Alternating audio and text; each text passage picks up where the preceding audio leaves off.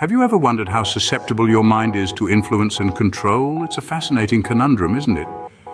The idea that our minds, the very essence of who we are, could be swayed or manipulated by external forces. It's a bit unsettling, to say the least, but it's also a reality that we must confront. In this video, we will explore real-life case studies that reveal different techniques of mind control. First, consider the power of persuasion, a common method of mind control. This technique is as old as humanity itself, used in everything from politics to parenting and, of course, marketing and advertising. So how does persuasion work? Well, it's all about language and imagery. These two elements are the building blocks of any persuasive message.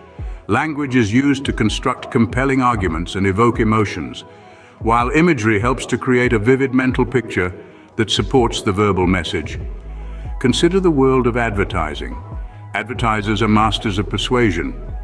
They know how to use words and images to tap into our desires, fears, and aspirations. Take, for instance, a car advertisement. The advertiser doesn't just sell a car, they sell a lifestyle.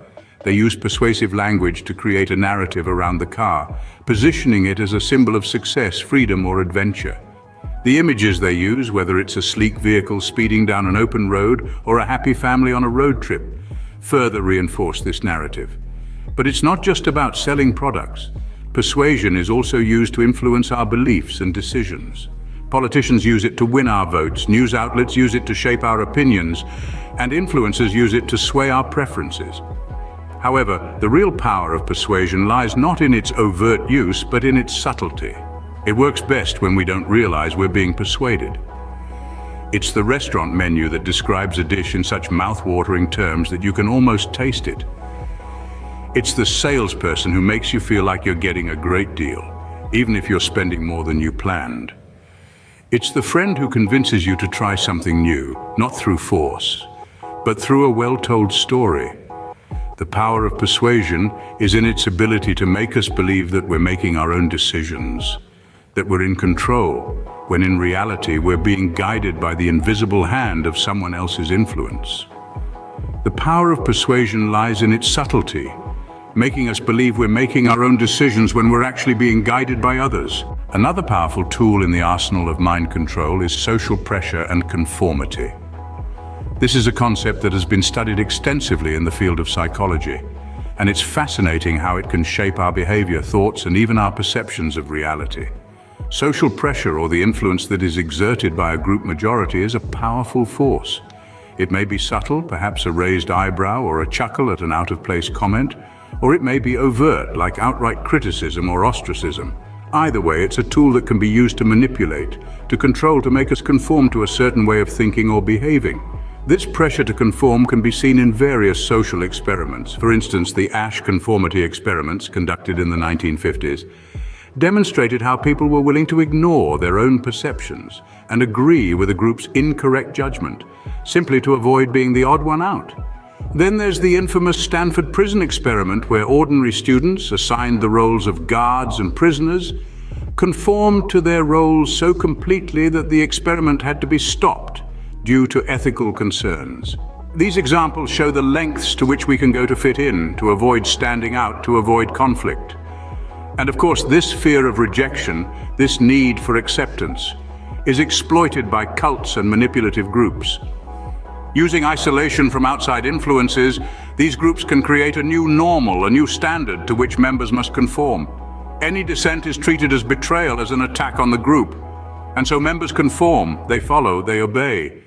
This is not to say that we are all just puppets on a string. We can resist, we can question, we can choose to stand out. But it's essential to be aware of these influences, these pressures, and how they can be used to manipulate us. The fear of standing out from the crowd can make us vulnerable to the control of others. But by understanding and acknowledging this, we can be better equipped to resist such manipulation, to maintain our autonomy, and to stay true to ourselves.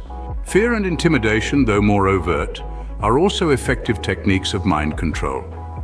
Picture, if you will, an oppressive regime. The authority figures in these systems wield fear and intimidation like a finely honed blade. They create a climate of fear, a perpetual state of unease that lingers like a dense fog. This fear is not always grounded in reality, but rather in the potential of a threat. The specter of punishment, the looming shadow of retribution, these are enough to keep the populace in check, to make them obedient, compliant. This is not exclusive to totalitarian regimes. It creeps into our everyday lives, into our relationships, into our workplaces.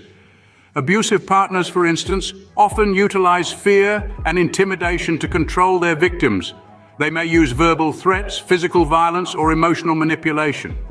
They create an environment where the victim is constantly on edge, constantly anticipating the next outburst, the next wave of anger. This fear stifles resistance. It suppresses the will to fight back, to break free. Fear, you see, is a potent weapon. It is primal. It is deeply ingrained in our psyche. When we are afraid, our survival instincts kick in. We become more malleable, more susceptible to control. We are willing to follow those who promise us safety, who assure us that they can protect us from the looming threat. But here's the thing. The fear is often just an illusion, a mirage. The threat may not be real, the danger may not be imminent. It is a tactic, a strategy to keep us in line, to keep us compliant. So how do we counter this? How do we reclaim our minds from the clutches of fear and intimidation? Knowledge, my friends, is our best defense. Understanding these tactics, recognizing the signs, this is our first step towards liberation. When we are afraid, we are more likely to surrender our control to those who promise us safety. But remember, fear is a tool of manipulation, not a measure of reality. Repetition and conditioning are subtler yet potent forms of mind control. These techniques have been used for centuries to shape thoughts and behaviors across various societal structures. They are the invisible puppeteers, pulling the strings of our perceptions and beliefs, often without us even realizing it. Let's take a look at the education system as an example. From a young age, we are trained to accept certain truths and norms. This conditioning is achieved through repetitive exposure to specific ideas and concepts. Remember learning your multiplication tables? You probably recited them over and over again until they were ingrained in your memory. This is a classic example of repetition and conditioning at work. But it's not just in education. These methods are also prevalent in the world of marketing and propaganda. Advertisers know that the more you see or hear something, the more likely you are to believe it and act on it. This is why you often see the same commercial repeated during a television program, or hear the same catchy jingle played on the radio. Yet it goes beyond merely selling products.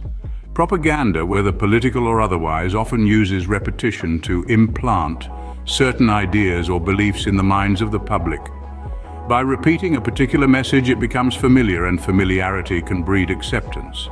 Of course, this isn't always a nefarious process. Repetition and conditioning can be used positively to promote beneficial behaviors and attitudes. For example, encouraging regular exercise or promoting the importance of recycling. However, it's crucial to be aware of these techniques and how they might be manipulating our thoughts and actions. So what's the takeaway? Our minds are malleable and can be shaped by what we're repeatedly exposed to. While this can be a powerful tool for learning and growth, it can also be exploited to control our thoughts and behaviors.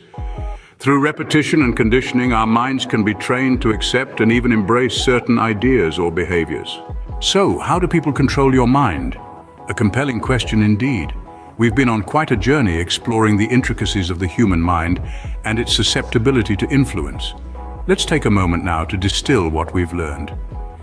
We started with the power of persuasion, a potent tool in the hands of those who know how to wield it. It's a subtle art, often leveraging our desires, fears, and insecurities to sway our thoughts and actions. Then we delved into social pressure and conformity, a powerful force that shapes our behavior. We've all felt that nagging urge to fit in, to align with the crowd. But remember, what's popular isn't always right, and what's right isn't always popular. Fear and intimidation, a darker path to control, were our next stops. These tactics leverage our primal instincts for survival and security, making us susceptible to manipulation. It's important to remember that courage isn't the absence of fear, but the triumph over it. Finally, we explored repetition and conditioning, methods that subtly etch ideas into our subconscious. Remember, familiarity breeds acceptance. The more we encounter a message, the more likely we are to embrace it. Understanding these techniques not only makes us aware of how our minds can be manipulated, but also empowers us to resist such control and maintain our mental autonomy. Remember, knowledge is power, and it's your mind. Take control.